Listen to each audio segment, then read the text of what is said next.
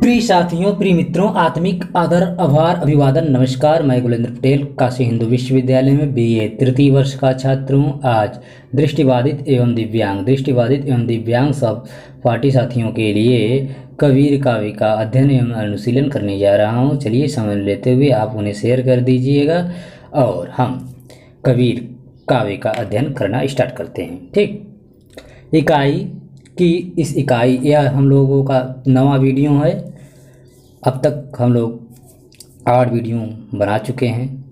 9वां video यह है, इकाई 4 कबीर का काव्य। इकाई की रूपरेखा। इस इकाई की जो रूपरेखा है, पहला है उद्देश्य, दूसरा है प्रस्तावना, कबीर का रचना व्यक्तित्व, कबीर का जीवन परिचय, कबीर की रचनाएं, कबीर काव्य का ज्ञान पक्ष, निर्गुण निराकार ईश्वर, अवतारवाद का खंडन, शास्त्र ज्ञान को चुनौती, कबीर काव्य का सामाजिक पक्ष, कबीर काव्य का सामाजिक पक्ष, जिसके अंतर्गत हम देखेंगे धार्मिक बाह्य आडंबर का खंडन, जाति प्रथा का विरोध, हिंदू मुस्लिम समन्वय, ठीक, नारी संबंधी दृष्टिकोण देखेंगे, कबीर की भक्ति भावना देखेंगे। ठीक, इसके अंतर्गत हम लोग कबीर की भक्ति भावना के अंतर्गत नाम महिमा, गुरु की महिमा, प्रेम तत्व, ठीक, कबीर काव्य में रहस्यवाद, कबीर काव्य में रहस्यवाद, कबीर का रहस्यवाद, हठ योग की साधना, ठीक, कबीर काव्य का शिल्प पक्ष अर्थात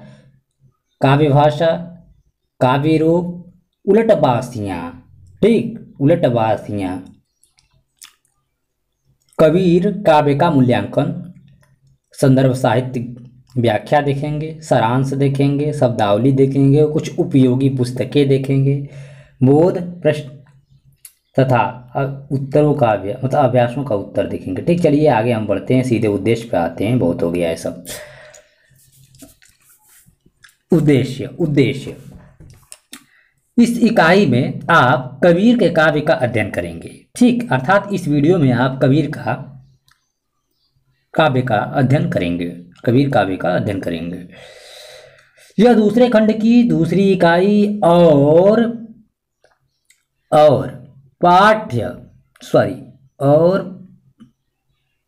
पाठ्यक्रम की चौथी इकाई है।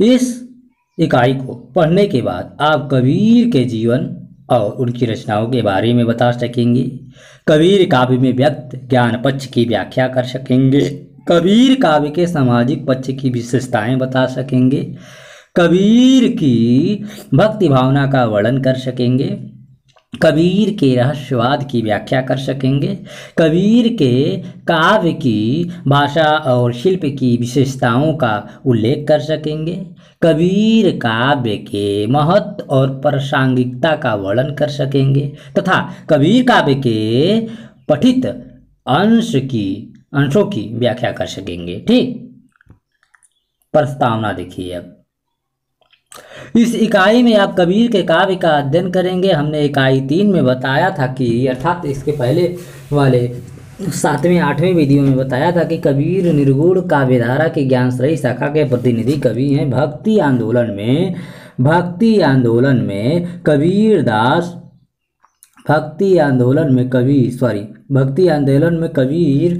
का क्या महत्व है, भक्ति आंदोलन में कबीर का क्या महत्व है तथा निर्गुण काव्यधारा और ज्ञानश्रयी काव्य की विशेषताएं कौन कौन सी हैं, इनसे आप इकाई 3 में अर्थात वीडियो नंबर 7 और 8 में परिचित हो चुके हैं। हमने उस इकाई में बताया था कि भक्ति आंदोलन की निर्गुण काव्यधारा के अधिकांश कवि समाज के निम्न वर्ग से आए थे। स्वयं कबीरदास जाति के जुलाहा थे। ठीक, रैदास चमार थे। ठीक, गुरु नानक देव यद्यपि छोटे जाति के नहीं थे, लेकिन वे भी ब्राह्मण नहीं थे। ठीक, इस बात का महत्व यह है कि भक्ति आंदोलन के आरंभिक चरण में ऐसे कवि अधिक सक्रिय हुए जिनको धार्मिक और सामाजिक उत्पीड़न का सामना करना पड़ा था। निम्न समझी जाने वाली जातियों के साथ छुआछूत बर्ताव बरता जाता था। उनका मंदिर में प्रवेश निषिद्ध था। वेद पढ़ने की आज्ञा नहीं थी। यदि वे पढ़ या सुन भी लेते थे तो उनके कान में शीशे पिलाकर राजा डलवा दिया करता था।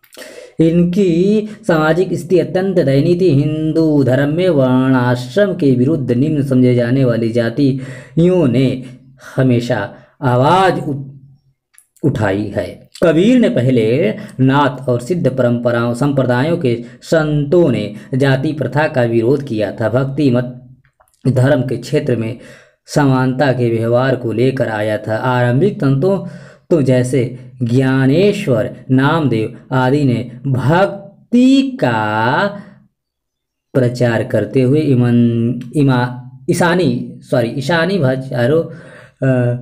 भाईचारे पर बल दिया। भक्ति में केवल ईश्वर के प्रति गहन अनुरक्ति को पर्याप्त समझा गया। ठीक, इसमें न वेद अध्ययन आवश्यक है, मतलब इसमें न वेद अध्ययन आवश्यक था, न कर्मकांड, न व्रत उपवास और न ही मंदिर प्रवेश। भक्ति की इस विशिष्टता के सामने सामान्य जनता अर्थात सामान्य जन को अपनी ओर आकृष्ट किया। विशेष रूप से निम्न समझे जाने वाले विशाल जन समुदाय को भक्ति ने सदियों से पददलित इस वर्ग में आस्था और विश्वास का संचार किया। उन्हें भी अपने इंसान होने का बोध हुआ। स्वयं उनके वर्ग से भक्त कवियों का समूह उभर कर सामने आया, जिसने कि समाज में भक्ति द्वारा जन जागृत फैलाने का महान कार्य किया। लोगों में आत्मगौरव का संचार किया। चूंकि ये कवि ऐसे समाज में से आए थे जो उच्च वर्गों द्वारा उत्पीड़ित था, इन कवियों में सामाजिक भेदभाव और धार्मिक बाह्याचार के प्रति गहरी कटुता का भाव था। इन्होंने धार्मिक अंधविश्वासों और सामाजिक रूढ़ियों का दृढ़तापूर्वक विरोध किया। इन कवियों ने जब इस सत्य को महसूस किया कि सब मनुष्य एक ही ईश्वर के संतान हैं, न कोई ब्राह्मण न कोई क्षुद्र, तो उन्हें यह भी बोध हुआ कि हिंदू और मुसलमान का भेद भी कृत्रिम है और नमाज पढ़ने या मंदिर में आरती करने में कोई मौलिक भेद नहीं। सच्चा धर्म इसमें नहीं है। सच्चा धर्म तो अपने हृदय में स्थित ईश्वर को पहचानना है। ठीक, पहचानता है। सच्चा धर्म तो अपने हृदय में स्थित ईश्वर को पहचानता है। इस प्रकार निर्गुण काव्यधारा के ज्ञानाश्रयी कवियों ने भक्ति काव्य को केवल ईश्वरीय उपासना तक सीमित न रखकर उसे व्यापक सामाजिक प्रश्नों से जोड़ा। कबीर का काव्य इस धारा की श्रेष्ठतम अभिव्यक्ति है। आइए हम कबीर के काव्य का विस्तृत अध्ययन करें। कबीर का रचना व्यक्तित्व कबीर दास के महत्व को रेखांकित करते हुए आचार्य हजारी प्रसाद द्विवेदी ने लिखा था कि हिंदी साहित्य के 1000 वर्षों के इतिहास में कबीर जैसा व्यक्तित्व लेकर कोई लेखक उत्पन्न नहीं हुआ। मस्ती, फक्कड़पन स्वभाव और सब कुछ को झाड़ फटकार कर चल देने वाले तेज ने कबीर को हिंदी साहित्य का अद्वितीय व्यक्तित्व बना दिया। ठीक, ऐसा आचार्य हजारी प्रसाद द्विवेदी कहते हैं अपने कबीर पुस्तक में, पृष्ठ संख्या 222 पर। एक बार पुनः मैं दोहरा दे रहा हूँ। हिंदी साहित्य के हजारों वर्षों के इतिहास में कबीर जैसा व्यक्तित्व लेकर कोई लेखक उत्पन्न नहीं हुआ। मस्ती, फड़कारना स्वभाव और सब कुछ को झाड़ फटकार कर चल देने वाले तेज ने कबीर को हिंदी साहित्य का अद्वितीय व्यक्तित्व बना दिया है। कबीर की चर्चा जब होती है तो हमारे सामने एक ऐसे कवि व्यक्तित्व का चित्र उभरता है जो स्वभाव से विद्रोही प्रकृति का है, क्रांतिकारी है, समाज सुधारक है, रहस्यवादी साधक है, और इन सबसे ऊपर एक सरल हृदय भक्त है। लेकिन इस युग परिवर्तक महान कवि के जीवन का कोई प्रमाणिक लेख आज भी उपलब्ध नहीं है। कबीर के जीवन के संबंध में तरह तरह की दंत कथाएं प्रचलित हैं, लेकिन उनसे उनके वास्तविक जीवन की कम ही जानकारी मिलती है। हम यहाँ केवल उन बातों को प्रस्तुत कर रहे हैं जो कबीर के विषय में सबसे कम विवादास्पद है। ठीक, कबीर का जीवन परिचय देखिए यहाँ पर। ठीक, कबीर का जीवन परिचय। कबीर का जीवन परिचय। कबीरदास का जन्म हुआ, मतलब कबीरदास का जन्म कब हुआ यह निश्चय पूर्वक कहना कठिन है। बाबू श्याम सुंदर दास, आचार्य रामचंद्र शुक्ल, आचार्य हजारी प्रसाद द्विवेदी ने कबीर का जन्म संवत 1456 अर्थात 1399 ईस्वी को माना है, जबकि डॉक्टर पीताम्बर दत्त बर्थवाल कबीर का जन्म संवत 1427 अर्थात 1370 ईस्वी मानते हैं। इतना निश्चित है कि कबीर 15वीं सदी के आरंभ में विद्यमान थे। ठीक, सामान्य मतलब ऐसी मानता है कि कबीर का जन्म काशी में हुआ था, अर्थात काशी में हुआ था, जबकि कुछ विद्वान कबीर को मगहर का वासी मानते हैं। कबीर लंबे समय तक काशी रहे थे और स्वयं वे काशी को ही अपना घर मानते थे। कबीर ने अपने को काशी का जुलाहा कहा है। कहा जाता है कि कबीर का जन्म एक विधवा ब्राह्मणी से हुआ था, जिसने सामाजिक अपवाद से बचने के लिए नवजात शिशु को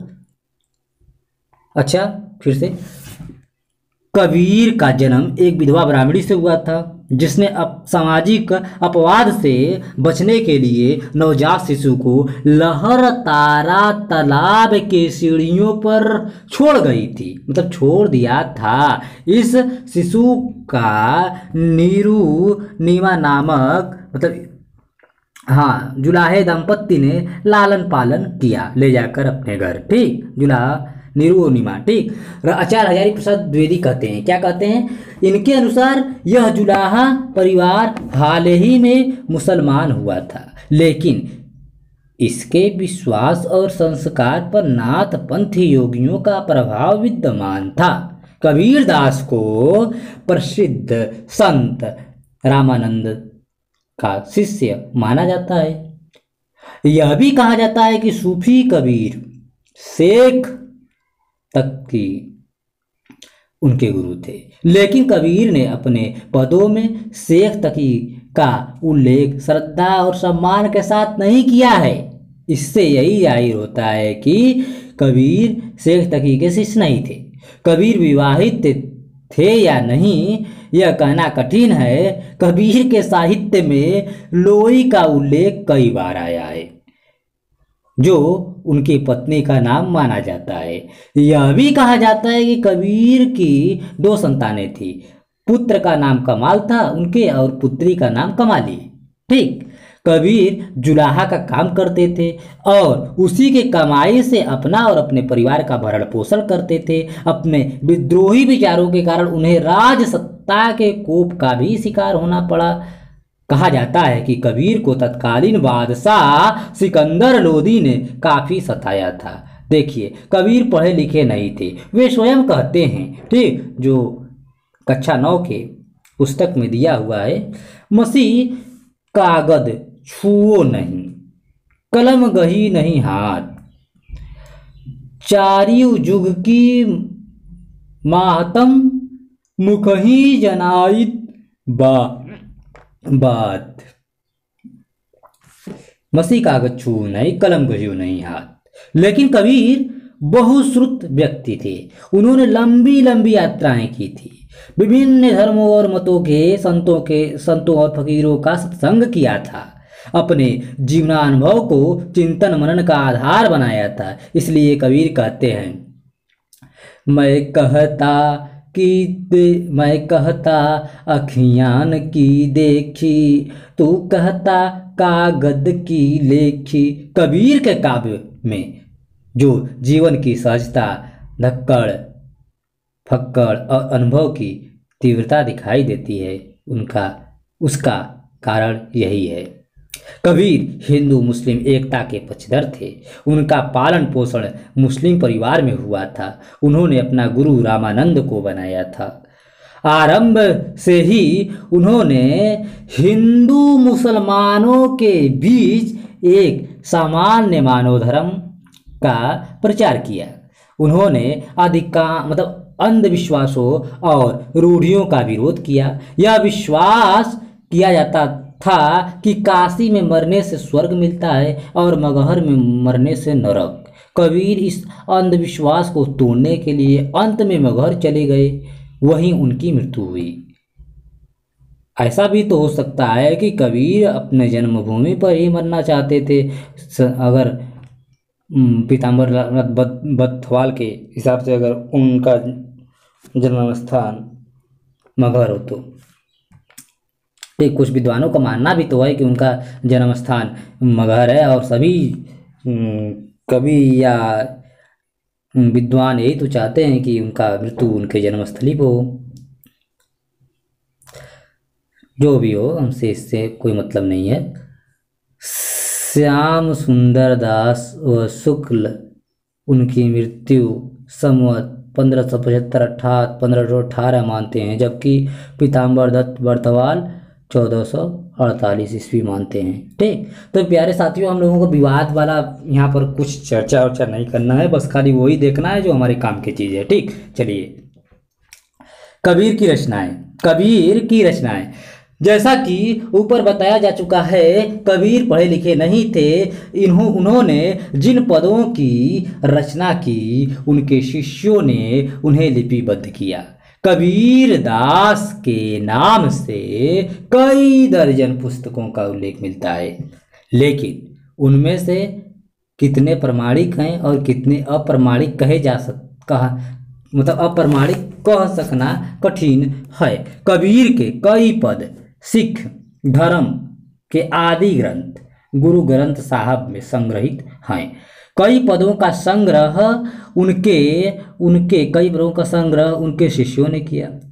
उनके पदों को संग्रहित करने की परंपरा बार बार चलती रही।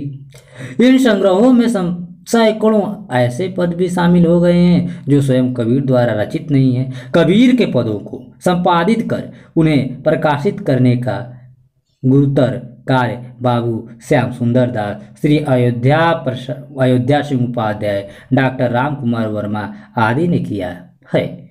बाबू श्याम सुंदर दास द्वारा संपादित कबीर ग्रंथावली इस दृष्टि से अत्यंत समादृत पुस्तक मानी जाती है। इस इकाई में वाचन के लिए पद उसी पुस्तक से उद्धृत किए गए हैं। ठीक, प्रसिद्ध है कि कबीर के प्रमुख शिष्य धर्मदास ने सबसे पहले उनकी वाणियों का संग्रह बीजक नाम से तैयार किया। बीजक का अर्थ है गुप्त धन बताने वाली सूची। कबीर ने कहा, बीजक वित्त बतावई, जो वित्त गुप्तता होए, शब्द बतावे जीव को, बूझे बिरला कोय। ठीक, जो वित्त या गुप्त धन होता है उसका पता केवल उसके बीजक से ही लगता है।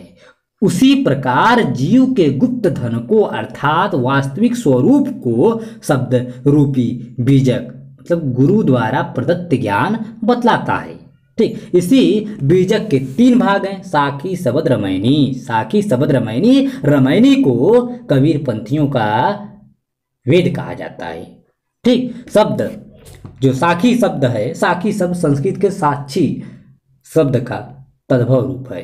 साक्षी वह है जिसने स्वयं अपनी आंखों से तथ्य देखा हो। कबीर ने अपनी इन उक्तियों का शीर्षक साखी इसलिए दिया क्योंकि उन्होंने इसमें वर्णित तथ्यों का स्वयं अनुभव किया है, उसे देखा है, साक्षात्कार किया है उसका। साखियों में दोहा छंद का प्रयोग किया गया है। शबद शबद शब्द शब्द शबद या शब्द गाए जाने वाले गेय पद हैं, गाए जाने योग्य पद हैं। इसमें प्रेम और विरह का गंभीर भाव प्रदर्शित किया गया। कबीर ने शब्द का प्रयोग दो भावों को ध्यान में रखकर किया है, एक तो परम तत्व के अर्थ में, दूसरे पद के अर्थ में। रामायणी रामायणी चौपाई और दोहे का मिश्रित काव्य रूप है। रामायणी शब्द का प्रयोग 3 अर्थों में किया गया है, हुआ है, मतलब रामायणी का जो शब्द है उसका 3 अर्थ में प्रयोग हुआ है। ठीक, पहला है जिसमें संसार के जीवों के रमण का विवेचन हुआ है, जिसमें संसार के जीवों के रमण का विवेचन हुआ है, अथवा दूसरा है परम तत्व में रमण करने वाली, अथवा तीसरा है एक छंद विशेष जिसके प्रत्येक चरण में 16 मात्राएं होती है। ठीक, एक छंद विशेष जिसके प्रत्येक चरण में 16 मात्राएं होती है, अर्थात चौपाई। ठीक, कबीर काव्य का ज्ञान पक्ष। कबीर काव्य का ज्ञान पक्ष। कबीर दास का पालन पोषण एक गरीब जुलाहे परिवार में हुआ। सामाजिक दृष्टि से जुलाहा भारतीय समाज में निम्न समझा जाता था। कबीर का संवेदनशील मन इस भेदभाव को स्वीकार करने के लिए कभी तैयार नहीं हुआ। गरीब होने के कारण उन्हें शिक्षा प्राप्त करने का भी अवसर नहीं मिला, लेकिन जीवन के अनुभवों ने उन्हें यह जरूर सिखा दिया कि केवल शास्त्र प्रधान शिक्षा मनुष्य को महान नहीं बनाती है, अन्यथा शास्त्रों का अध्ययन करने वाले पंडित लोग गरीबों से इतनी घृणा और नफरत क्यों करते। कबीर को जो समाज मिला था वह आदर्श समाज उन्हीं का था, उनमें भेदभाव था। ऐसे समाज में कबीर ने ऐसे सत्य का प्रचार किया जिसमें भेदभाव न हो, ऊंच नीच की भावना न हो, धर्म जाति वर्ण को लेकर आपस में घृणा न हो। ठीक, निर्गुण निराकार ईश्वर। निर्गुण निराकार ईश्वर। कबीर दास ईश्वर को निर्गुण और निराकार मानते थे, यानी कि एक ऐसा ईश्वर जो सभी तरह के गुणों से परे हो, जिसका न कोई रूप हो न आकार। निर्गुण राम जपहूँ रे भाई, निर्गुण राम जपहूँ रे भाई, अवगति गति लखी न जाई। अर्थात हे भाई निर्गुण राम का जाप करो, अवगति की गति को जानना सहज नहीं है। लेकिन यह निर्गुण राम कौन है? कबीर एक ओर ईश्वर को निर्गुण कहते हैं, दूसरी ओर उसे राम कहकर भी पुकारते हैं। क्या उनका राम वही है जो विष्णु के अवतार माने जाते हैं तथा जिन्होंने राजा दशरथ के पुत्र के रूप में अवतार लिया था? कबीर के राम दशरथ पुत्र का राम नहीं थे। उन्होंने स्पष्ट रूप से घोषणा की थी कि दशरथ सूत तिहु लोग बखाना, राम नाम का मरम नयाना। अर्थात जो राम का अर्थ दशरथ पुत्र राम से लेते हैं वे राम नाम के वास्तविक अर्थ को जानते ही नहीं। उनके राम को वही निर्गुण निराकार परब्रह्म है, उनके नाम तो वही निर्गुण निराकार परब्रह्म है जो सारी सृष्टि में व्याप्त है तथा सारी सृष्टि जिसमें व्याप्त है, जो पिंड में भी है और ब्रह्मांड में भी, और इन दोनों से परे भी है। कबीर ने ईश्वर की यह परिकल्पना अद्वैतवाद के परब्रह्म के अधिक नजदीक है।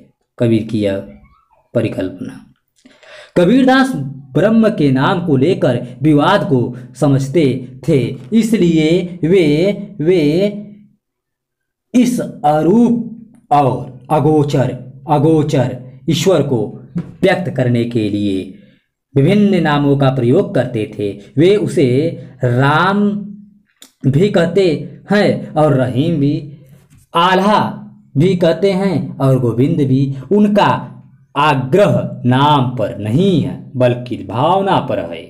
कबीरदास ब्रह्म और जगत को एक ही रूप में देखते हैं। जैसे पानी से बर्फ बनता है और बर्फ से ही पिघलकर पानी बन जाता है, उसी प्रकार यह सृष्टि ही ईश्वर है और ईश्वर ही सृष्टि है। यह जगत उस घड़े की तरह है जो पानी में डूबा हुआ है।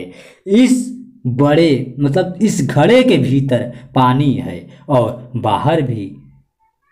जब घड़ा फूट जाता है अर्थात जब मनुष्य को आत्मज्ञान हो जाता है, माया का जाल टूट जाता है, माया हट जाता है, तो वह यह पहचान लेता है कि अंदर और बाहर वही पर ब्रह्म व्याप्त है। स्वयं उसकी आत्मा में भी वही ईश्वर विराजमान है। कबीरदास यह भी मानते हैं कि सृष्टि का सारा प्रपंच उसी ईश्वर की अभिव्यक्ति है। राजा हो या प्रजा, पंडित हो या योगी, वैद्य हो या रोगी, सभी में वही निर्गुण राम व्याप्त हैं।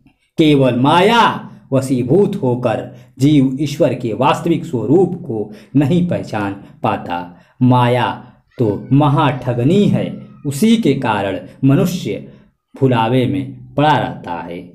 अवतारवाद का खंडन कबीर को देख लीजिए। अवतारवाद का खंडन, कबीर इस बात में विश्वास नहीं करते थे कि ईश्वर मनुष्य के रूप में अवतार लेता है। उन्होंने अपनी रचनाओं में राम, हरि, माधव, केशव जैसे पौराणिक नामों का परब्रह्म के लिए इस्तेमाल किया है, लेकिन इसका अर्थ वही नहीं। सगुण ईश्वर में विश्वास करने वाले जो कवि इस्तेमाल किए हैं जिस रूप में, ठीक, उस रूप में कबीर इन नामों को नहीं करते हैं इस्तेमाल, ठीक। कबीर उनका प्रयोग निर्गुण ईश्वर के अर्थ में करते हैं। कबीर ने स्पष्ट रूप से घोषणा की थी कि उनके राम दशरथ पुत्र राम नहीं हैं। वे पुराणों में वर्णित अवतारों से अपने राम को बिल्कुल भिन्न समझते थे। कबीरदास ने अपनी एक रामायणी में विष्णु के प्रायः सभी अवतारों का उल्लेख करके यह स्पष्ट किया है कि उनके राम इन सब से अलग और परे हैं तथा उनके स्वरूप को अवतार की अवधारणा से नहीं समझा जा सकता। उस अलख निरंजन को जानना सरल नहीं है, क्योंकि उनका न कोई रूप है, न आकार, न उसका कोई रंग है, न वह रंगहीन है। उसका न आदि है न अंत है। शास्त्र ज्ञान को चुनौती। कबीरदास को पढ़ने लिखने का अवसर नहीं मिला, इसलिए धर्मशास्त्रों का अध्ययन भी नहीं कर सके। किंतु वे अपने आसपास जिस तरह से के पंडित और ज्ञानी देखते थे, उनके संपर्क से जो कुछ उन्होंने जाना, उससे उन पुस्तकों के प्रति उनमें विरक्ति ही उत्पन्न हुई। पंडितों और मौलवियों से वे अपनी रचनाओं में बार बार टकराते हैं और उनके शास्त्र ज्ञान को चुनौती देते हैं। शास्त्र ज्ञान के मुकाबले में वे अनुभव और अनुशीलन को रखते हैं। कबीर कहते हैं, मैं कहता अखियन की देखी, तू कहता कागज की लेखी। कबीरदास इन पंडितों और मौलवियों के प्रभाव से परिचित थे। सामान्य जनता को वे शास्त्रों की दुहाई देकर ही दिग्भ्रमित करते थे। उनका मुकाबला करने के लिए कबीर के पास शास्त्रों के वास्तविक ज्ञान को जानने का कोई मार्ग नहीं था, लेकिन वे देख रहे थे कि पंडित और मौलवी शास्त्रों के द्वारा जनता को मिथ्या आडंबरों और कुरीतियों में फंसाए हुए हैं। कबीर को उनमें धर्म का स्वाभाविक स्वरूप दिखाई नहीं दिया, इसलिए उन्होंने शास्त्रों और पंडितों पर निर्भय रहने की प्रवृत्ति पर ही चोट की। उन्होंने स्पष्ट रूप से कहा कि केवल पुस्तकों का ज्ञान पर्याप्त नहीं है। पुस्तक ज्ञान से कोई ज्ञानी नहीं होता है। सच्चा ज्ञान तो प्रेम में है। जो उसे समझ लेता है वही ज्ञानी है। पंडित को संबोधित करते हुए वे कहते हैं कि वेद, कुरान आदि धर्म ग्रंथ पढ़ने का क्या लाभ। यह तो वैसा ही है जैसे गदहा चंदन के गुड़ से अपरिचित होकर उसका बोझ ढोता रहता है। ठीक, चलिए आगे देखते हैं एक उदाहरण इसी पर। वेद कतेब पढ़े का किया, गुण खर चंदन जस भारा। राम नाम की गति नहीं जानी, कैसे उतरिस पारा।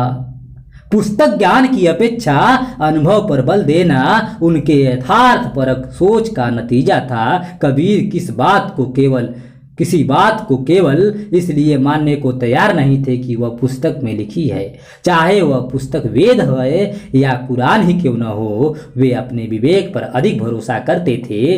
ठीक, अपने विवेक पर अधिक भरोसा करते थे, इसलिए उन मान्यताओं के संबंध में बार बार प्रश्न उठाते हैं जिनको धार्मिक पुस्तकों ने स्वीकृति प्रदान की है या प्राप्त की है।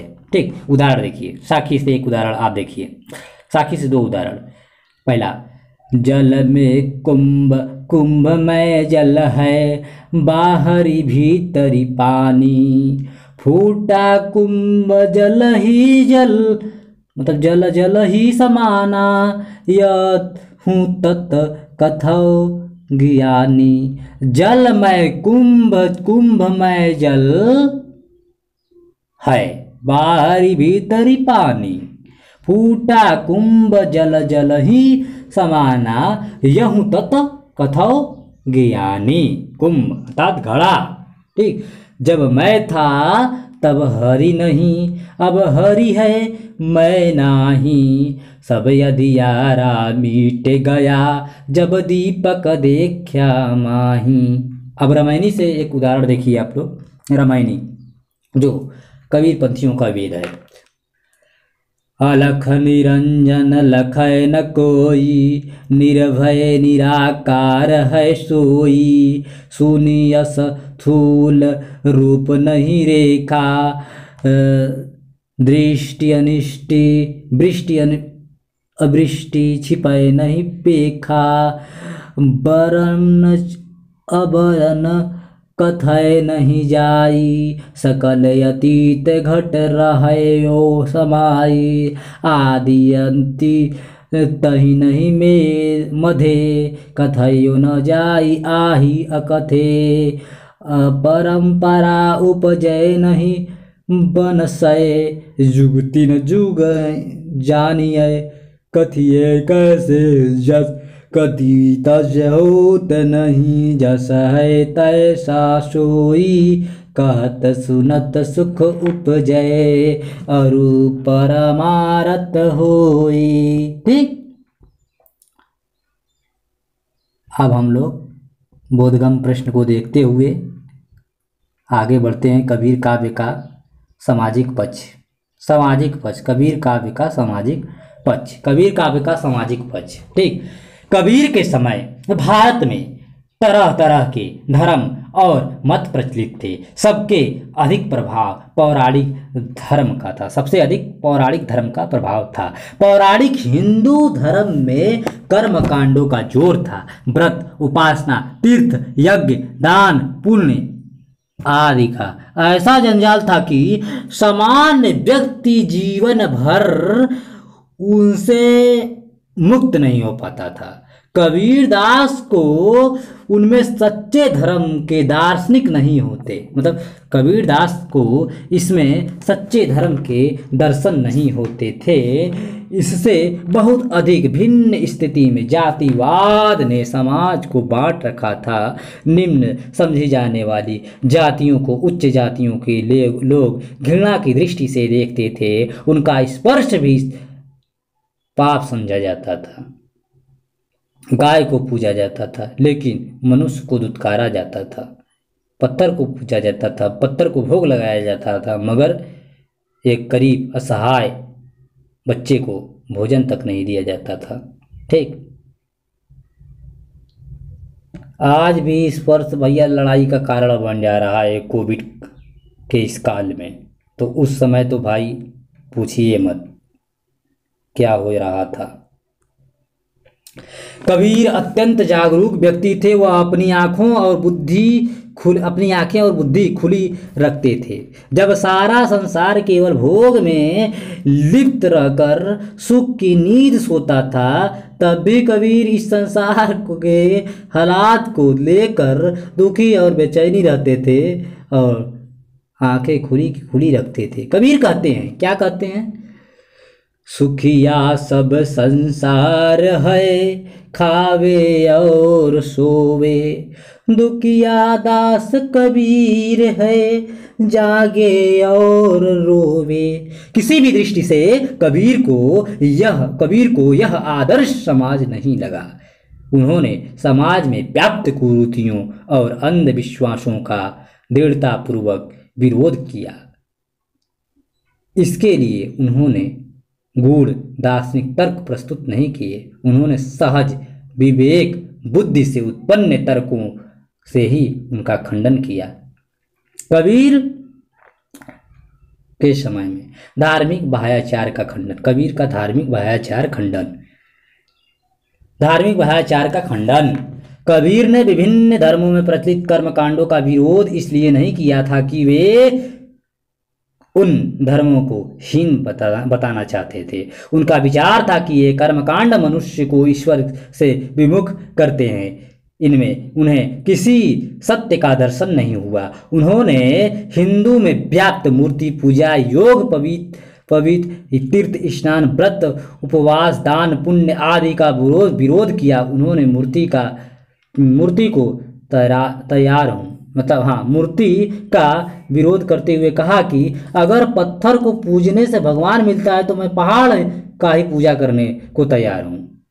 ठीक, उन्होंने पत्थर की मूर्ति से उस चक्की को श्रेष्ठ माना जिसमें अनाज पीसा जाता है और जिससे संसार का पेट भरता है। माला फेरने की निंदा करते हुए वे कहते हैं कि हाथ में तो माला चलती रहती है और मन कहीं और डोलता रहता है। ऐसी माला फेरने से क्या लाभ? सिर मुड़ाने का आलोचना करते हुए कहते हैं कि अगर सिर मुड़ाने से हरि मिले तो हर को सिर मुड़ा लेना चाहिए। हर एक किसी को मतलब सिर मुड़ा लेना चाहिए। ठीक, फिर भेड़ तो कई बार मुड़ी जाती है। भेड़ का कई बार मुड़ा जाता है बाल, फिर उसे वैकुंठ क्यों नहीं मिलता है? कबीर ने जिस तीखे ढंग से हिंदुओं के आडंबर पर चोट की है, वैसी ही चोट उन्होंने मुसलमानों पर भी की है। कबीर कहते हैं, क्या कहते हैं? काकर पाथर जोड़ के, मतलब कंकड़ पत्थर जोड़ के महजिद लिए बन चुनाए, ता चढ़ी मुल्ला बाग दे, क्या हरी बहरा हुआ खुदाए। कांकर पाथर जोड़ के महजिद लाई चुनाए, ता चढ़ी मुल्ला बाग दे, क्या बहिरा हुआ खुदाए।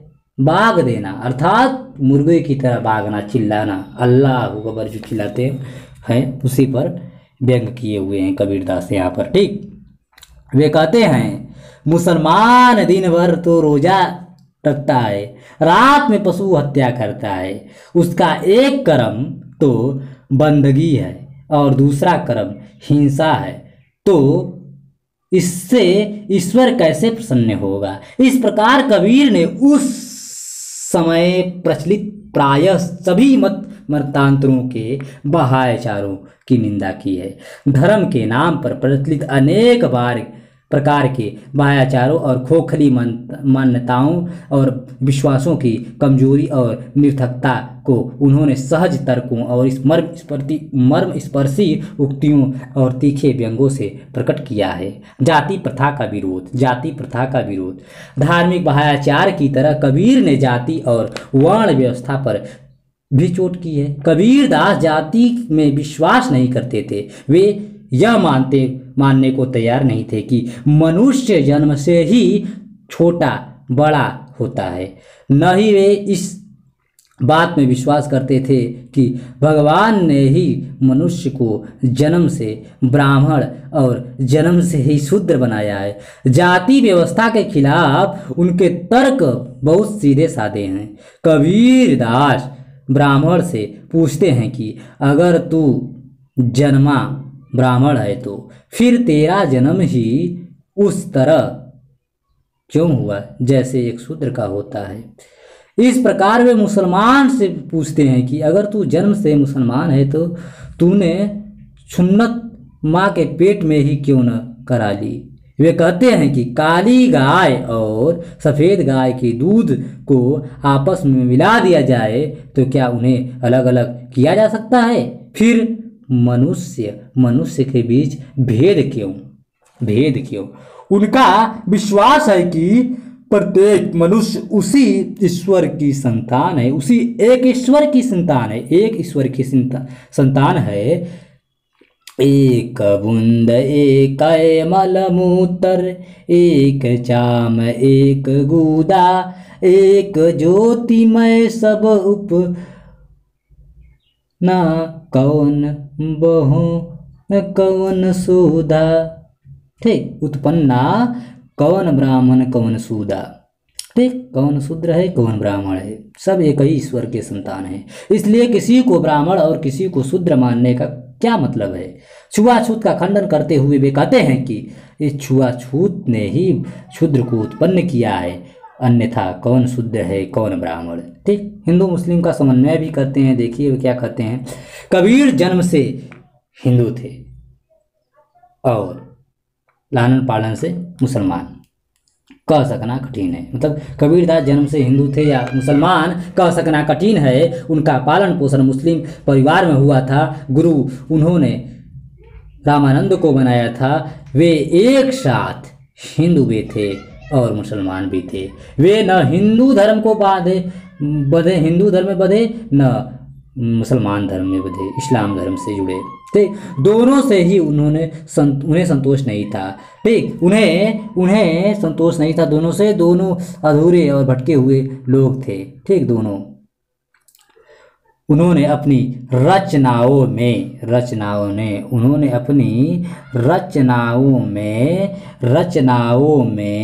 दोनों धर्मों के मिथ्याचारों की कड़ी आलोचना की है। मूर्ति पूजा, व्रत, उपासना, दान, पुण्य, तीर्थ स्नान आदि के लिए उन्होंने हिंदुओं को फटकारा तो नमाज, रोजा, पशु हिंसा आदि के लिए मुसलमानों को कबीरदास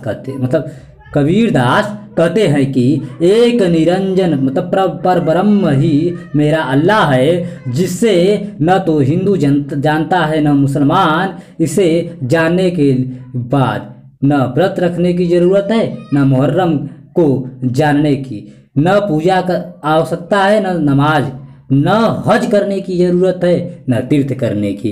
एक निरंजन को जानने के बाद तो सारे भ्रम अपने आप भाग जाते हैं। इस प्रकार कबीर ने हिंदू और मुसलमान में धार्मिक भाईचारों का विरोध नहीं किया, बल्कि धर्म के वास्तविक स्वरूप का दर्शन कराते हुए सभी धर्मों की मूल एकता को भी रेखांकित किया। उन्होंने अपना संबंध इसी मूल तत्व से जोड़ा था।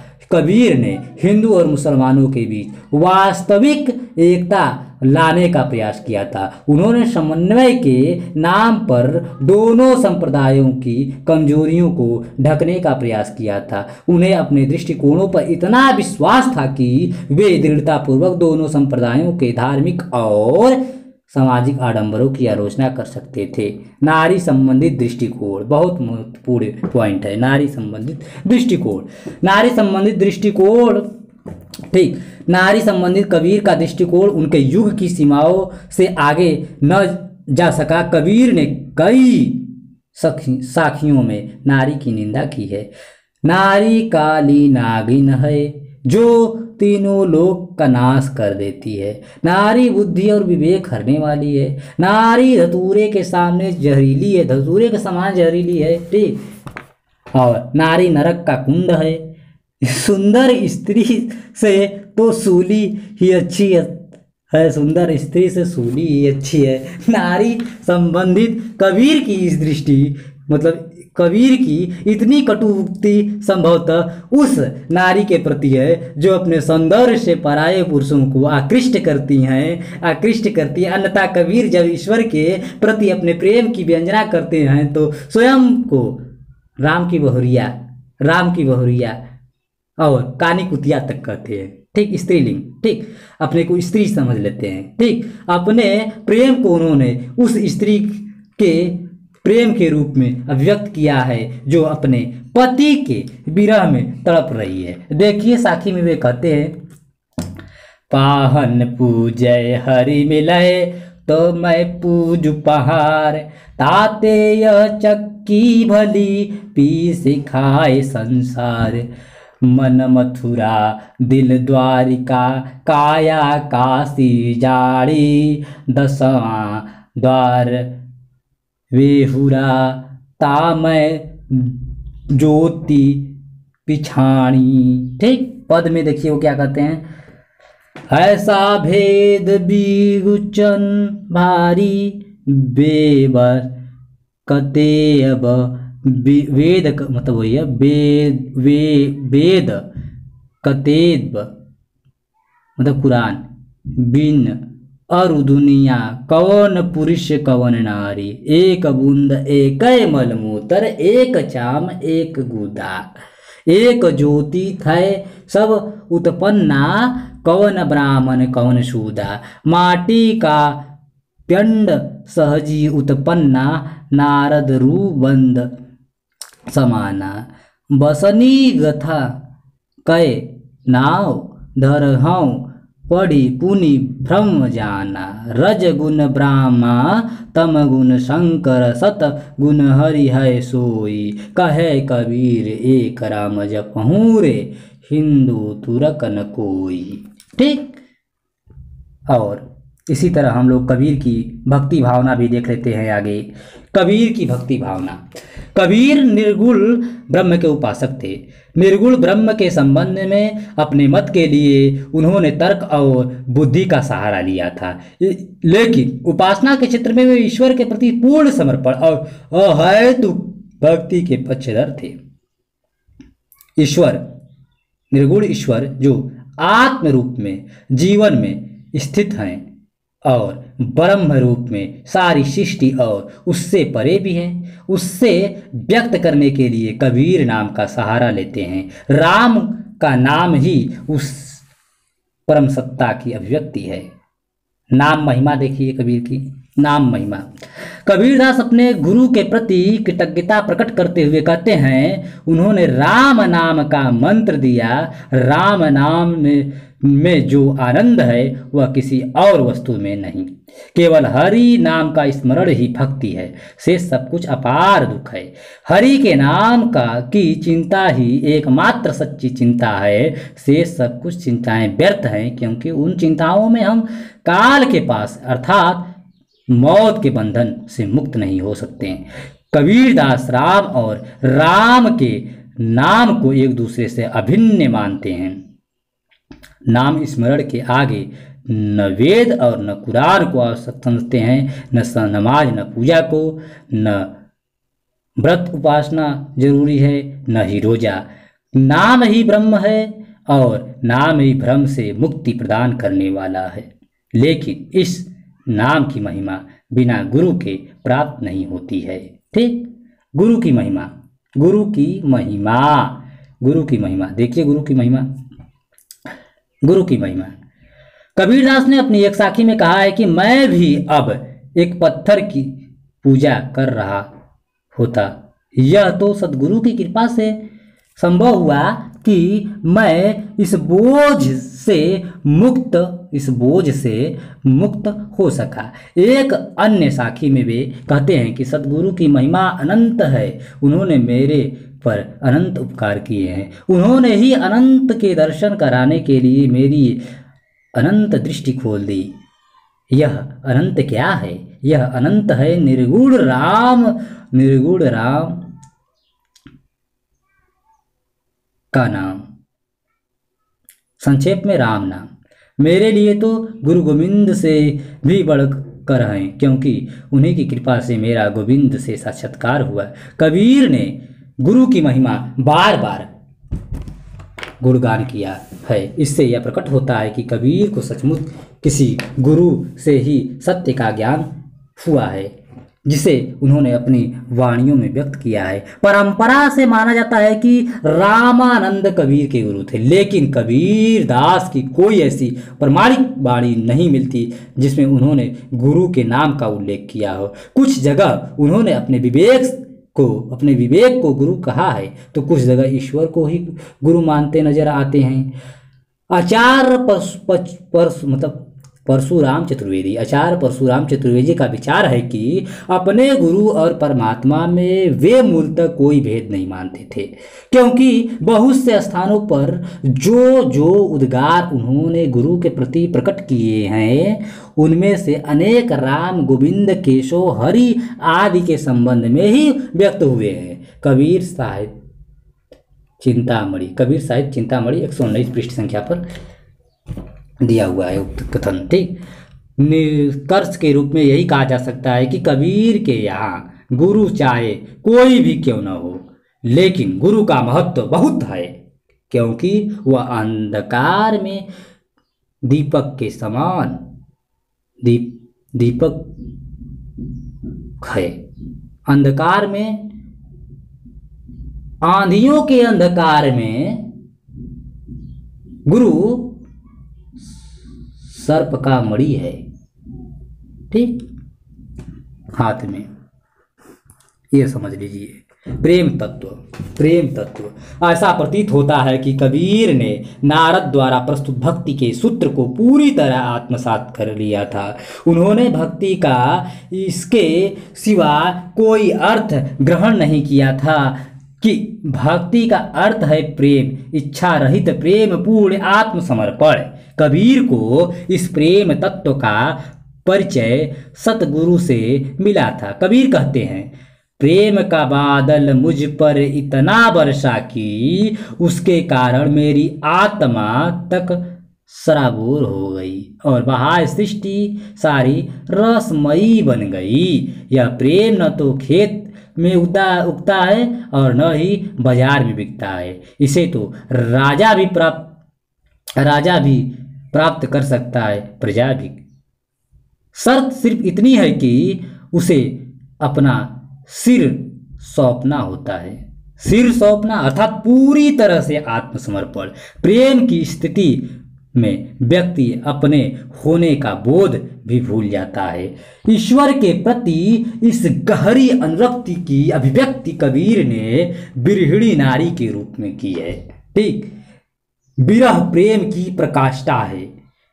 विरह की स्थिति में बिरहिणी केवल प्रिय अर्थात ईश्वर के बारे में सोचती है, अर्थात अपने पति के बारे में सोचती है, अपने प्रेमी के बारे में सोचती है। उसमें प्रिय के मिलने की लालसा ही शेष रहती है और विरह ही जीवन की गति बन जाता है। विरह ही जीवन की गति बन जाता है। कबीर के यहाँ केवल विरह ही नहीं है, प्रिय मिलन भी है। एक पद में वे बारात का रूपक बांधकर राम से मिलने की कल्पना करते हैं। कबीर कहते हैं, हे सौभाग्यवती बहुओं, तुम विवाह के अवसर पर गाए जाने वाले मंगल गीत गाओ। मेरे घर राजा राम पति के रूप में पधार रहे हैं। क्या बात है भैया, पधारे हैं। कबीर के लिए भक्ति प्रेम और प्रेम ही भक्ति है। प्रेम से के आगे वे अन्य किसी बात को महत्व नहीं देते हैं, न वेद को, न शास्त्र को, न कुरान को, न जप को, न तप को, न माला को, न मंदिर को, न मस्जिद को, न हज को, न तीरथ को, न अवतार को, न पैगंबर को। कबीर का भगवत प्रेम अहैतुकी प्रेम है। उन्हें न मोक्ष की कामना है, न ही श्री और संपन्नता की। उनका प्रेम सहज और सरल है। उनमें उनके हृदय की निर्मलता व्यक्त हुई है। मिथ्याचारों के विरुद्ध कबीर का जो आक्रामक और कठोर व्यक्तित्व दिखाई देता है, उसके विपरीत यहाँ कबीर एक विह्वल प्रेम रस में सराबोर विरह की ज्वाला से दहक निर्मल हृदय भक्त के रूप से हमारे सामने आते हैं। इन दोनों रूपों से मिलकर ही कबीर का समग्र व्यक्तित्व बनता है। साखी में वे कहते हैं, देखिए साखी से कुछ उदाहरण। चयंता तो हरि नाव की और न चिंता दास, जे कुछ चितवै राम बिन सोई काल की पास। सतगुरु की महिमा अनंत अनंत किया उपकार, लोचन यंत उधारिया अनंत दिखावन वड़हारे। यहु तन जलो मसी करो, लिखो राम कनाऊ, लेखड़ी करो करंग की, लिखी लिखी राम पढ़ाऊं। हड्डियों से के कलम बनाकर, तन को जलाकर उसका मसी बनाकर उससे राम का नाम लिखना चाहते हैं कबीर।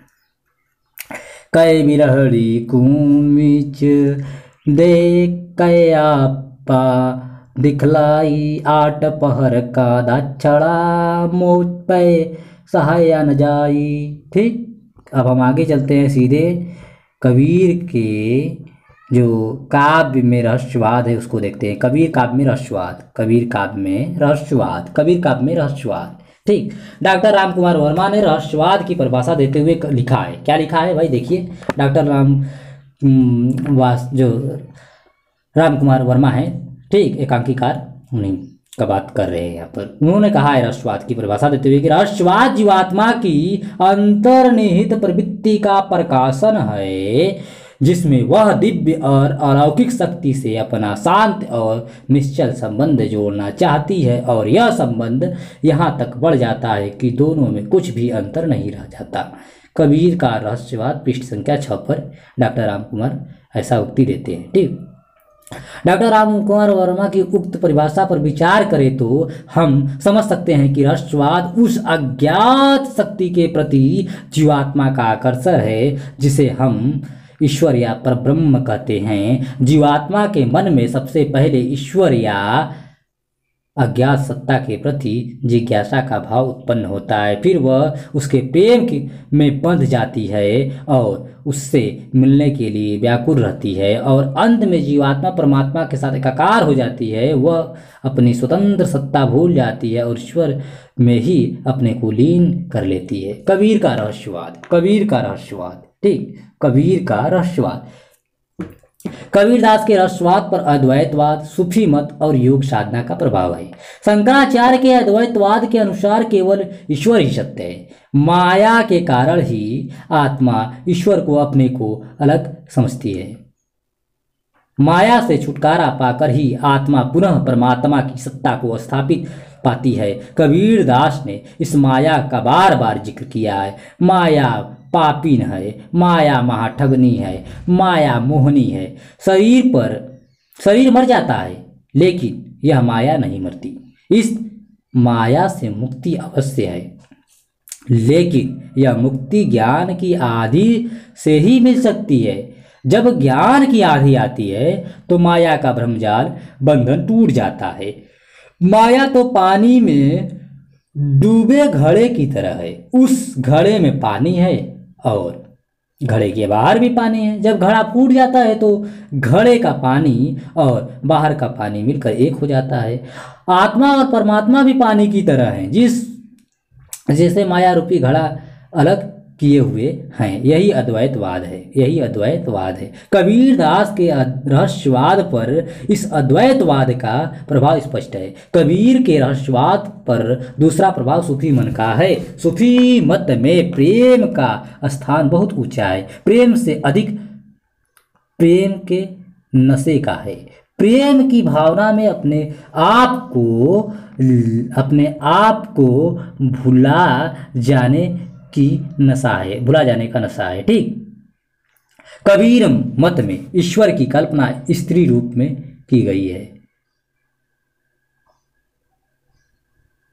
साधक के पुरुष रूप में। सूफी मत में ईश्वर की कल्पना स्त्री रूप में की गई है, साधक की पुरुष रूप में। कबीर ने सूफी मत के से प्रेम का दाम्पत्य भावना तो ग्रहण किया है, लेकिन ईश्वर की कल्पना उन्होंने पुरुष रूप में की है और साधक की कल्पना स्त्री रूप में। स्वयं को कबीर ईश्वर की बहुरिया कहते हैं, कुतिया कहते हैं। ठीक, कबीर ने प्रेम की व्याकुलता, उसकी गहराई और विफलता का अत्यंत मार्मिक चित्रण किया है। हरि प्रेम प्रिय है और मैं राम की बहुरिया हूँ। हरि के बिना मेरा जीवन संभव नहीं। हरि के लिए यही तड़प अत्यंत साधक को परमात्मा से मिला देती है और साधक अपने को भी ईश्वर की तरह अजर अमर और नित्य समझने लगता है। रहस्यवादी कवि अपनी भावनाओं की अद्वितीयता और अलौकिकता को व्यक्त करने में हमेशा कठिनाई महसूस करता है। डॉक्टर रामकुमार वर्मा इसके लिए कवि रूपकों का सहारा लेता है। ठीक, डॉक्टर रामकुमार वर्मा के अनुसार इसके लिए कवि रूपकों का सहारा लेता है। ठीक, उनके शब्दों में रहस्यवादी कवि स्पष्ट रूप से अपने भाव कहने में असमर्थ हो जाते हैं, क्योंकि अनुभूत भाव और सौंदर्य इतना अधिक होता है कि वे साधारण शब्दों में उसे व्यक्त नहीं कर सकते। उनका मनोन्माद इतना अधिक होता है कि बोलचाल के साधारण शब्द उनका बोझ नहीं संभाल सकते। इसलिए उन्हें अपने भावों को प्रकट करने के लिए रूपकों की शरण लेनी पड़ी है। कबीर का रहस्यवाद, पृष्ठ संख्या 25 पर। कबीरदास ने रूपक प्रायः अपने आसपास के जीवन से ही लिए और या फिर हठ योग से, लेकिन रूपकों का प्रयोग सहज नहीं है, उसमें जटिलताएं है। उदाहरण के लिए कबीर ने चरखे का रूपक जीव और परमात्मा और गुरु के संबंध को बताने के लिए किया है, लेकिन यह रूपक उलटवासियों के रूप में है। इसके अर्थ को तभी समझा जा सकता है जब रूपक में प्रयुक्त प्रतीकों के वास्तविक अर्थों को पहचान लिया जाए। कबीर के काव्य की इस विशेषता का विवेचन हम शिल्प पक्ष के अंतर्गत करेंगे। ठीक, हठ योग साधना। कबीर ने अपनी रचनाओं में हठ योग के कुछ सिद्धांतों का प्रयोग किया है। हठ योग का प्रभाव कबीर पर नाथ पंथों के कारण था। योग का अर्थ है जुड़ना। यहाँ तात्पर्य है आत्मा का परमात्मा से जुड़ना। आत्मा परमात्मा से जिस विधि से जुड़े वही योग है। योग के कई रूप हैं, ज्ञान योग, कर्म योग, राज योग, हठ योग आदि। डॉक्टर रामकुमार वर्मा के अनुसार अपने अंगों और श्वासों पर अधिकार प्राप्त कर उनका उचित संचालन करते हुए जो साधना की जाती है वह हठ योग है, और इसी विधि से मन को एकाग्र कर परमात्मा के दिव्य स्वरूप का मनन करते हुए आत्मा समाधिस्थ हो ईश्वर से मिल जाती है। यही मिलना राजयोग है। ठीक, चलिए पद देखिए, उदाहरण कुछ। संतो भाई ज्ञान किया कि आधी रे, संतो भाई आई ज्ञान की आधी रे, ब्रह्म की टाटी सब उड़ाई, माया रहे न बाधी, हिति चकी द्वय धुनि गिरानी, मोह बलिड़ा टूटा, तृष्णा छानी परी, धर उपरी कुबही का भाड़ा फूटा, जो जुगती करी संतो बाधी निरचु चुबे न पानी। कूड़ कपट काया का निकहया निकसाया हरि की गति जब जाड़ी। आधी पीछे जो जल बूढ़ा प्रेम हरि जन बीना। कहें कबीर भान के प्रकटे उचित भाषा मतलब उचित भया तम सीना। ठीक, दूसरा पद देखिए। अवधू मेरा मन मती वारा उनमें चढ़ाया मगर रस पीसय पीवय त्रिभुवन भया उजियारा। गुण करि ज्ञान ध्यान कर महुआ अभय भाटी करि भारा। सुषमा नारी सहज समानी पीवय पीवनहारा। दोई पुड़ जोई चिगाई भाठी चुया महा रस भारी। काम क्रोध बोई किया वलिता छुटी गई संसारी। सुनि मंडल मैस मंदला बाजय तहाँ मेरा मन नाचे। गुरु प्रसादी अमृत फल पाया सजही सुषमना काछय। पूरा मिल्या तब सुस उपजयो तन की तप्ति बुझानी। कहे कबीर भव बंधन छूटे ज्योति ही ज्योति समाना। ठीक, कबीर काव्य का शिल्प पक्ष। कबीर काव्य का शिल्प पक्ष। ठीक, कबीर मूलतः भक्त थे। कबीर मूलतः भक्त थे। उन्होंने कविता के लिए कविता नहीं की, न ही उन्हें शास्त्र। उन्होंने कविता के लिए कविता नहीं की, कविता के लिए कविता नहीं की थी, न ही उन्होंने शास्त्र काव्य का अध्ययन किया था। छंद अलंकार प्रतीक शास्त्रीय ज्ञान उन्हें नहीं आता था। छंद अलंकार प्रतीक शास्त्रीय ज्ञान उन्हें नहीं था। वे तो अपनी भावनाओं और विचारों के शब्दों में बात देना चाहते थे। ठीक, भावनाओं और विचारों को शब्दों में बात देना चाहते थे। उनके पास प्रतिभा थी, हृदय था और थे भाव और विचार।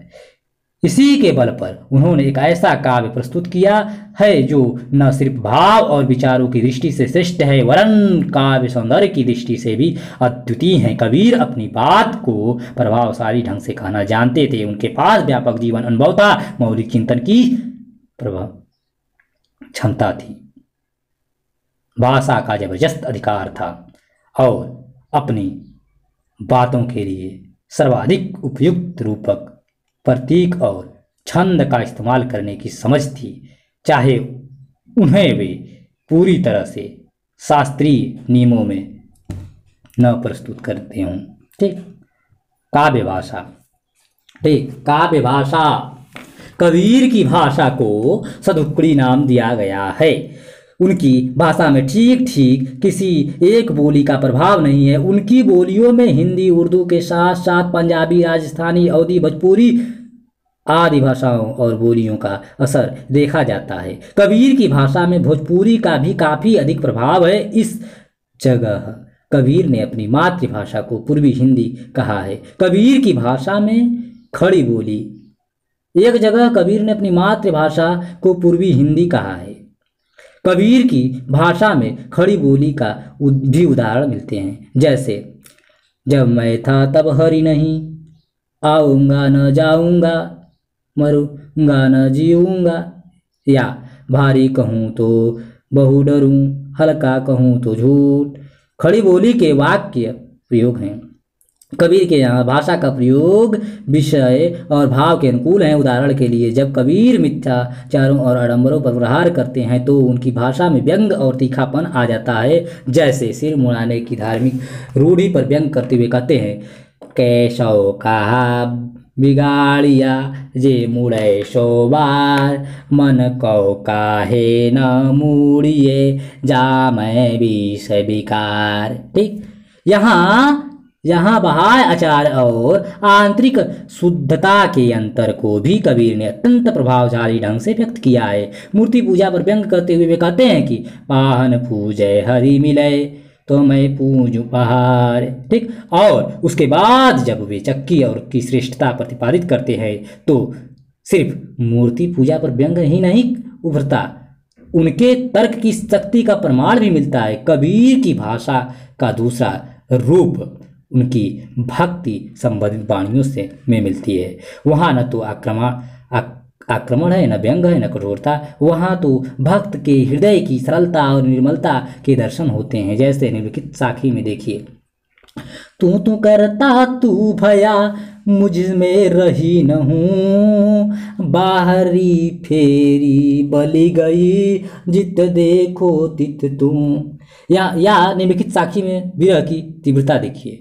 हाँ विरह की लकड़ी समझी धूधायूं, छूटी पड़ो या विरह तय जे सारी ही जत्ती जाऊं। मैं तो विरह रूपी लकड़ी हूँ, यही समझकर धुधुआती हूँ।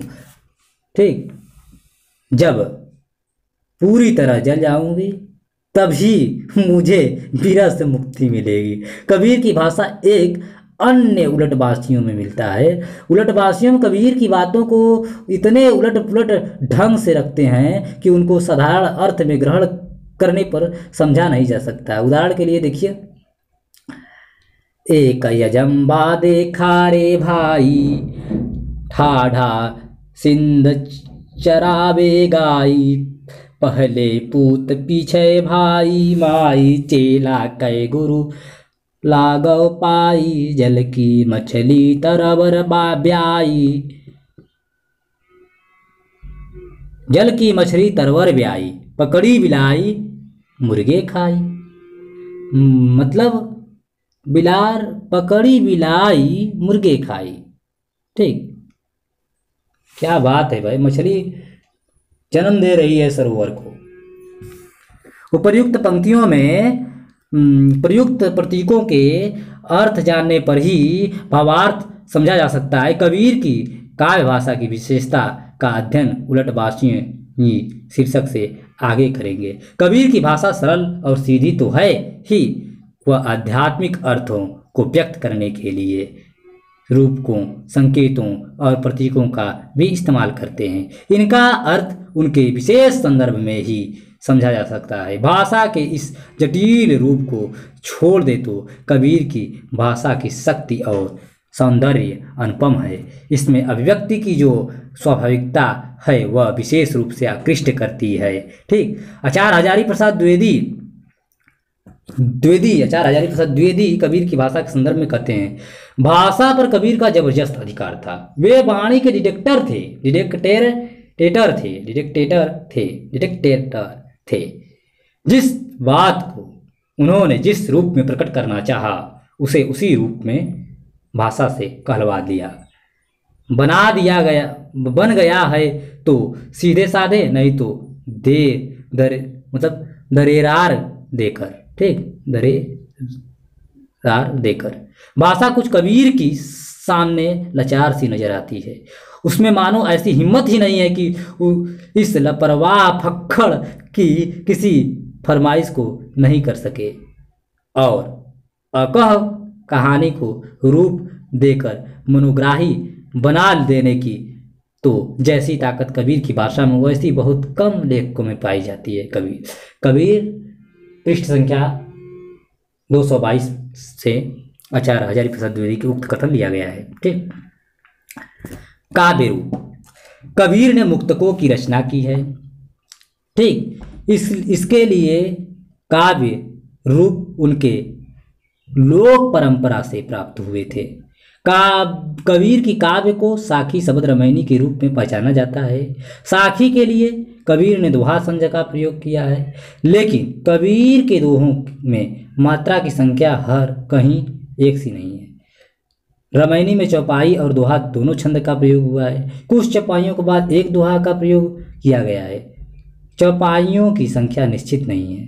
ठीक, शब्द प्रस्तुत गेय पद है जो विभिन्न राग रगनियों पर आधारित है।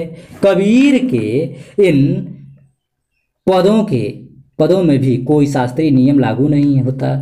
मुख्य बात है उनकी गीतात्मकता और उनमें निहित लय। कबीर ने कुछ और छंदों का भी प्रयोग किया है, लेकिन उनका प्रयोग भी काफ़ी स्वतंत्र रूप से किया गया है। उलटबासियाँ देखिए भाई,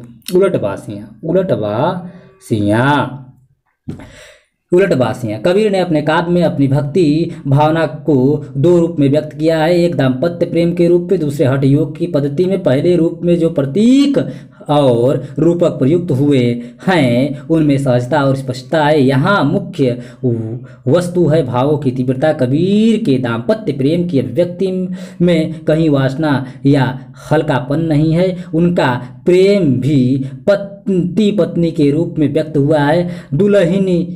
दुल्हन गाऊं मंगलाचारा पद में कबीर ने राम के साथ अपनी विवाह की परिकल्पना की है। ठीक, मतलब पति के रूप में आए हैं। ठीक, यहाँ पर इस परब्रह्म यह आत्मा और परमात्मा का अलौकिक विवाह है। अभिव्यक्ति में भाववेग, विह्वलता और प्रेम की उत्कृष्टता के दर्शन होते हैं। इस पद में विवाह का पूरा रूप खड़ा किया गया है। कबीर के काव्य में हठ योग के प्रतीकों का भी इस्तेमाल काफी है। कबीर ने ईड़ा, पिंगला, सुषमा, गगन मंडल, शून्य, नाद आदि शब्दों का इस्तेमाल किया है, जिसका संकेत अर्थ जानकर ही हम पद का भाव समझ सकते हैं। उदाहरण के लिए निम्नलिखित पदांश को देखिए। अवधू गगन मंडल धर की जय, अमृत झरे सदा सुख उपजय, पंक नाली रस पीबय। उपर्युक्त पंक्तियों में अवधू, गगन मंडल, अमृत, बंक नाली आदि हठ योग से संबंधित सांकेतिक शब्द हैं। अवधूत वस्तुतः अवधूत शब्द है। अवधू मतलब अवधूत शब्द है। ये इस शब्द का अर्थ है जो संसार से वैराग्य लेकर संसार के बंधन से अपने को अलग कर लेता है। डॉक्टर रामकुमार वर्मा के अनुसार गगन मंडल को शून्य भी कहा गया है। कुंडलिनी की जागृत होकर जब सहस्त्रदल कमल तक पहुंच जाती है तो योगी को सिद्ध प्राप्त होती है। यही गगन मंडल है या शून्य है। ठीक, अमृत ब्रह्मरंध में स्थित सहस्त्रदल कमल के मध्य में स्थित योनि के मध्य भाग में प्रवाहित रस है, जिससे शरीर को शक्ति प्राप्त होती है। यह ईड़ा नाड़ी द्वारा बहता है। योगी प्राणायाम द्वारा इस अमृत को नष्ट होने से बचाता है। बंकनाली को नागिनी भी कहा गया है। यही वस्तुतः कुंडलिनी है जिसके जागृत होने से योगी को सिद्धि प्राप्त होती है।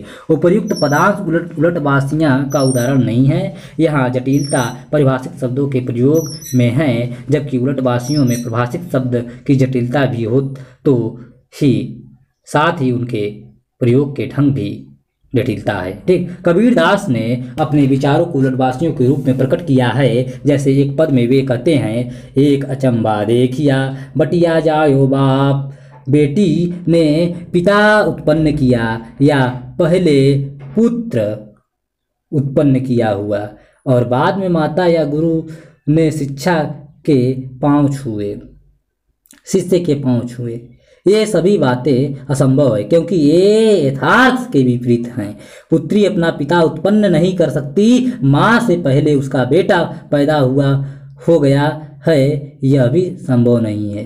ठीक, तब इन पंक्तियों का अर्थ क्या? निश्चय ही इनका अर्थ वही नहीं है जो उसमें कहा गया है। यहाँ पुत्री, पिता, बेटा, माता, गुरु, चेला सभी किसी और अर्थ को व्यक्त कर रहे हैं। उन्हें जानकर ही इन पंक्तियों के निहितार्थ अर्थ को समझ सकते हैं। यहाँ पुत्री आत्मा है, पिता परमात्मा है, सिंह ज्ञान, गाय इंद्रियों के प्रतीक हैं।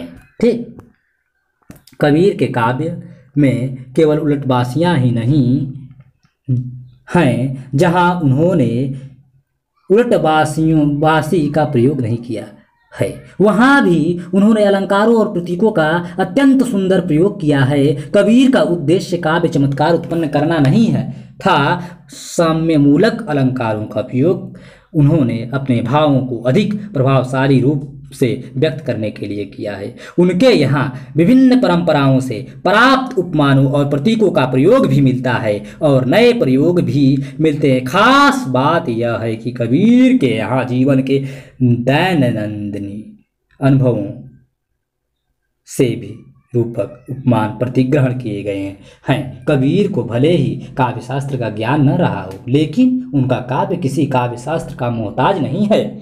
ठीक, कबीर का मूल्यांकन। ठीक, कबीर का मूल्यांकन। कबीर भक्तिकाल के निर्गुण धारा के प्रतिनिधि कवि थे। उन्होंने रामानंद से अर्थात राम नाम का मंत्र लिया था। यह राम का नाम कबीर के लिए वही नहीं था जो तुलसीदास या अन्य सगुण कवियों के लिए था। कबीर के राम निर्गुण और निराकार ब्रह्म थे। कबीर के ने धर्म और भाईचार रोजा सभी को अस्वीकार, मतलब रोजा रूप को पूरी तरह अस्वीकार कर दिया। उन्होंने वेद, पुराण, नमाज, हज, तीर्थ, व्रत, रोजा सभी को अस्वीकार करते हुए केवल ईश्वर के प्रति गहरी अनुरक्ति को ही आवश्यक माना है। कबीर ने केवल धर्म के भाईचारों का ही विरोध नहीं किया, बल्कि सामाजिक भेदभाव और ऊंच नीच को भी अस्वीकार किया है। कबीर ने जाति प्रथा के विरुद्ध आवाज उठाई। उन्होंने ब्राह्मण और शूद्रों के बीच भेदभाव की निंदा की। वे हिंदू मुसलमान के भेद को नहीं मानते थे। तिलक, मुंडन, सुन्नत जैसे बाह्य संस्कारों को अविवेकपूर्ण मानते थे। कबीर को इनमें को न तर्क नजर आता था न धर्म। उनकी दृष्टि में यह अज्ञान था, माया थी। कबीर ने इनके विरुद्ध आवाज उठाई। यह कोई आसान काम नहीं था। कबीर ने जिन मान्यताओं का विरोध किया था उन्हें राज्य और समाज के उच्च वर्गों का संरक्षण प्राप्त था। कबीर को मालूम था कि उनका रास्ता कठिनाइयों और खतरों से भरा है। इसलिए उन्होंने कहा, कबीरा खड़ा बाजार में लिए लकुटिया हाथ, जो घर जा रे अपना चले हमारे साथ। कबीर दास का विद्रोही और फक्कड़पन व्यक्तित्व अनायास ही नहीं बन गया था। उन्होंने अपना हृदय और अपनी आंखें खुली रखी थी। उन्होंने ईश्वर पर विश्वास किया था, लेकिन अपनी बुद्धि और विवेक को त्याग कर नहीं। ठीक, उनके मन में संवेदनशील हृदय था। वह समाज की दशा देखकर रोता था।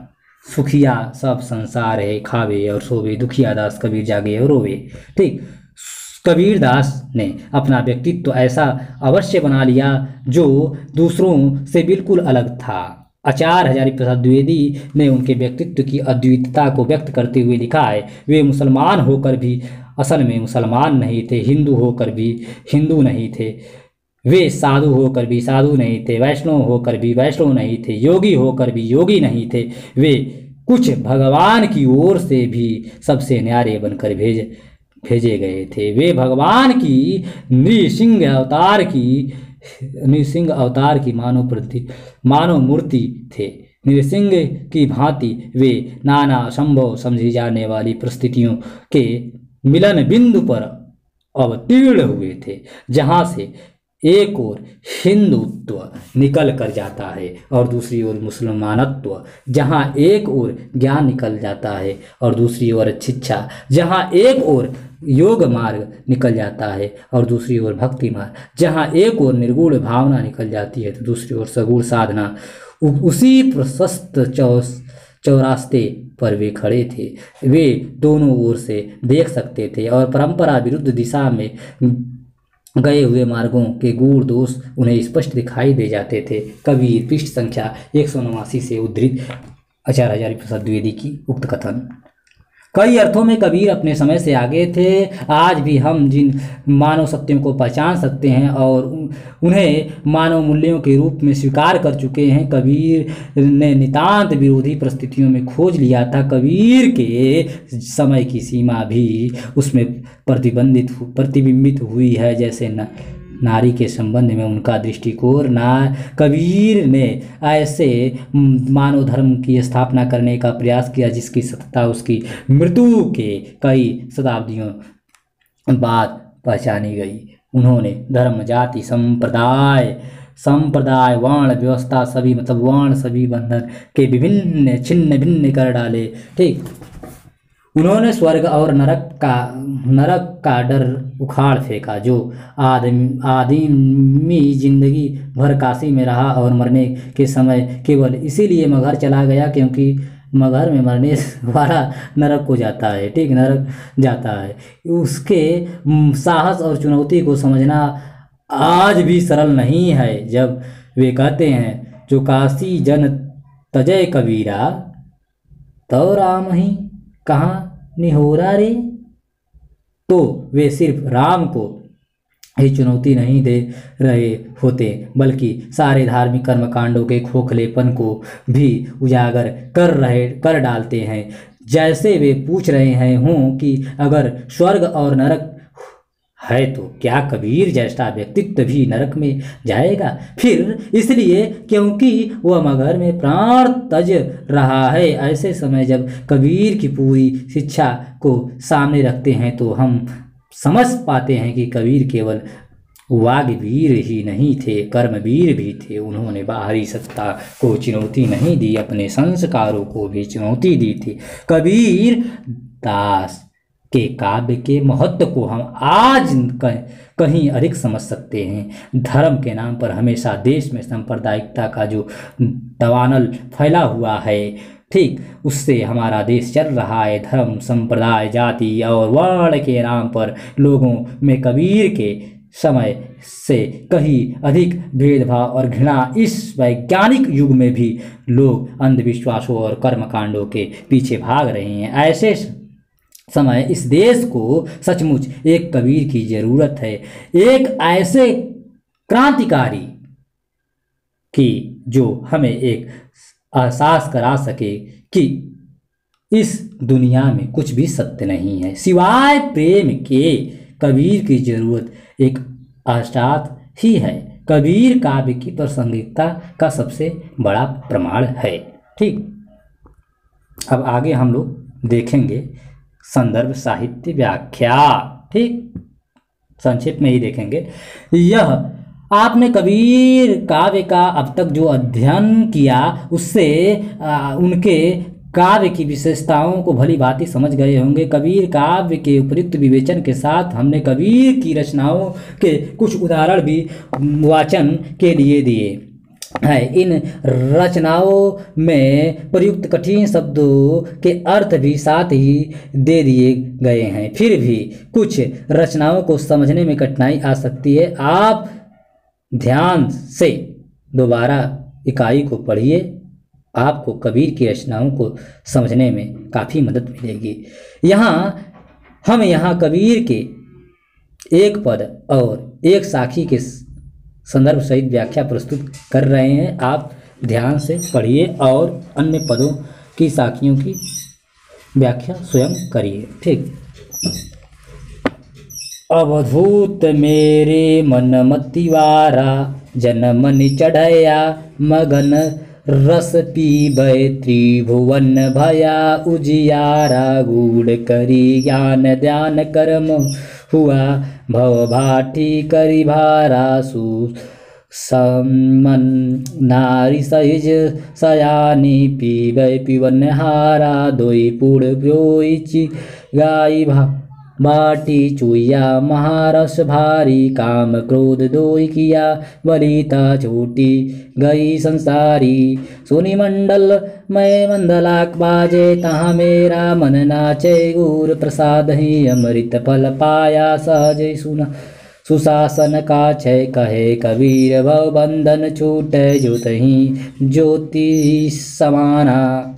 तो प्यारे साथियों, यह वीडियो लगभग 1.5 घंटा का हो गया है, इसलिए मैं अपनी वाणी यहीं पर विराम करता हूँ। आप सभी से साहित्यिक सविनय निवेदन पुनः करता हूँ कि इस रिकॉर्डिंग को दृष्टिबाधित एवं दिव्यांग विद्यार्थियों को शेयर अवश्य कीजिएगा। आत्मिक धन्यवाद, बहुत बहुत धन्यवाद।